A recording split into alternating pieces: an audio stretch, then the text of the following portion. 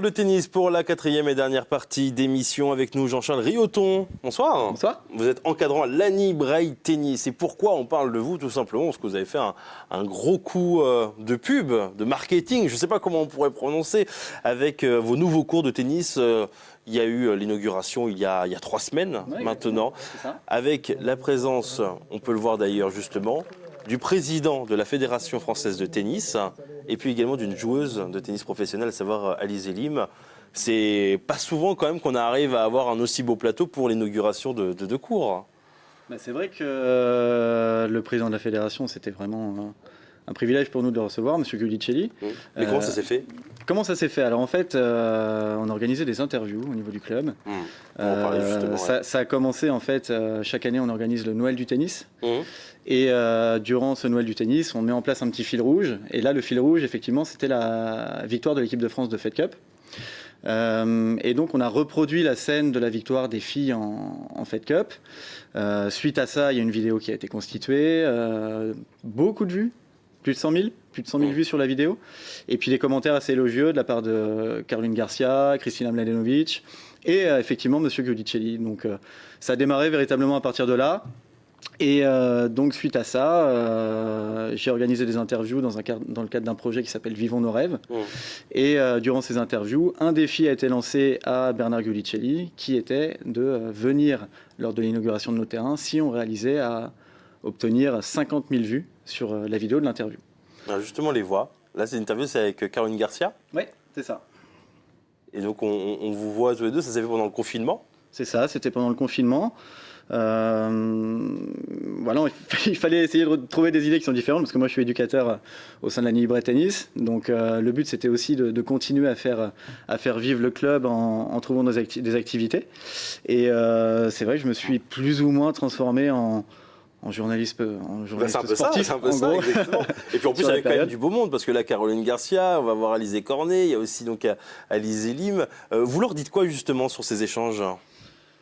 Sur les échanges, on parle de tout et de rien. C'est vrai que le but du projet, c'était d'essayer de rassembler le milieu amateur et professionnel du tennis par l'intermédiaire de questions d'enfants.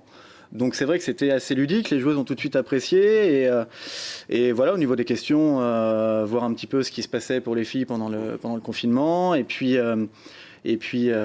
aussi leur poser quelques questions d'enfants, des questions assez simples auxquelles elles ont répondu, elles ont vraiment joué le jeu, donc moi je les remercierai jamais assez pour avoir participé à ces interviews, c'était vraiment super agréable. Mais en tant que vous personnellement, joueur de tennis, de pouvoir parler avec des joueuses professionnelles, ça doit être super quand même. Ouais, c'est super, c'est très enrichissant déjà, et puis c'est un vrai privilège de pouvoir parler avec Caroline, Alizé, c'est des filles qu'on va voir sur les tournois, et puis aussi le président de la fédération qui est un mythe entre guillemets pour nous éducateurs, et c'est vrai que c'était vraiment plaisant à faire, et c'est pas terminé. Oui, ah bon, d'accord, on va en reparler dans un instant. Alizé Lim d'ailleurs qui a été vraiment très très sympa avec les jeunes de ce club de Lanny Braille. Je vous propose de regarder justement cet échange qu'il peut y avoir entre une joueuse professionnelle et puis des jeunes joueurs également de tennis. Ça fait bizarre parce que d'habitude on n'a pas l'impression, on n'a pas de championne devant nous. On a notre prof de tennis. Moi je trouve que c'était très épuisant parce que elle est très forte et il faut beaucoup courir. C'est très technique. Parce qu'il faut tout de suite courir, taper la balle et recouvrir sans s'arrêter. Moi je trouve que c'était assez difficile parce qu'il fallait rattraper, courir sur le terrain. Il fallait courir autour.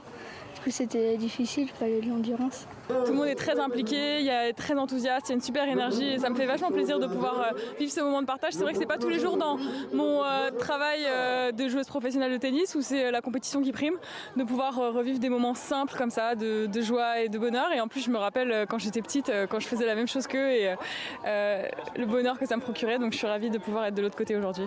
C'est un retour à la base du tennis et la raison pour laquelle on joue et le plaisir du jeu, et c'est vrai qu'il ne faut pas l'oublier, donc moi c'est vraiment un super moment pour moi. C'est vraiment sympa quand même d'avoir ce type de joueurs et de joueuses qui viennent aussi partager, parce qu'on le voit assez rarement, mais logique, de janvier jusqu'à octobre, il y a les compétitions. Après, il y a juste 2 mois à la fois pour prendre quelques vacances et pour se reposer et repartir derrière. C'est quelque chose qu'on n'a pas l'habitude de voir, ça fait toujours plaisir.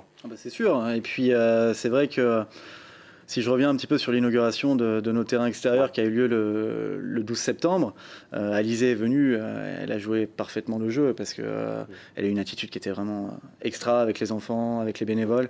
Et elle est devenue marraine aussi de notre club. Donc c'est super pour nous. Donc elle reviendra ? Ouais, bah, j'espère qu'elle va revenir. C'est sûr que quand on met en place des activités comme ça, on aime bien aussi qu'il y ait un suivi avec les joueuses. Et c'est vrai que voilà, on va essayer de conserver un lien qui est assez fort, mine de rien, entre les amateurs et les pros, quoi. Bon, Jean-Charles, c'est quoi le prochain projet ? Le prochain projet, c'est... allez, on va dire essayer de faire les 24 heures du tennis. Pourquoi pas essayer de mettre en place ça au club. Voilà, on va voir au niveau du nom, si on garde ce nom-là ou pas, mais partir sur ce principe-là et puis continuer un petit peu le projet Vivons nos rêves avec éventuellement des interviews de personnalités. Un garçon. J'ai eu une confirmation ce matin. Donc, Sartois ça serait bien. Joe Wilfried, par exemple. Et c'est vrai que j'ai fait la demande pour Joe. J'ai pas encore eu de réponse positive. Donc alors c'est qui Gaël, mon fils, hein. C'est pas Gaël, mon fils. On peut jouer, hein. Alors on peut jouer si vous voulez. Non, c'est un artiste qui est un grand fan de tennis.